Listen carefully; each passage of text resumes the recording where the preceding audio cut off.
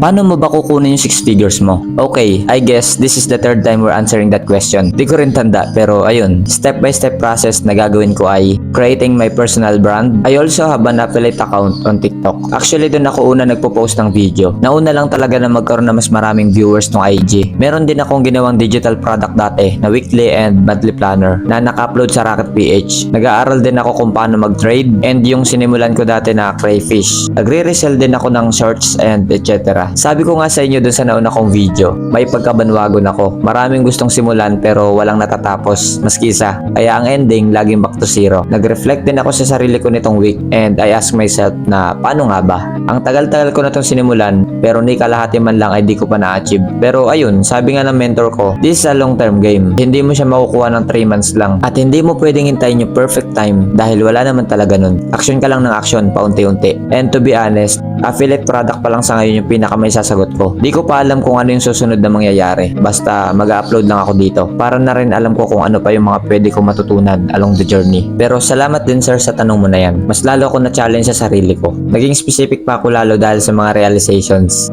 And ikaw, nag-set ka na rin ba ng goals na kinatatakutan mo?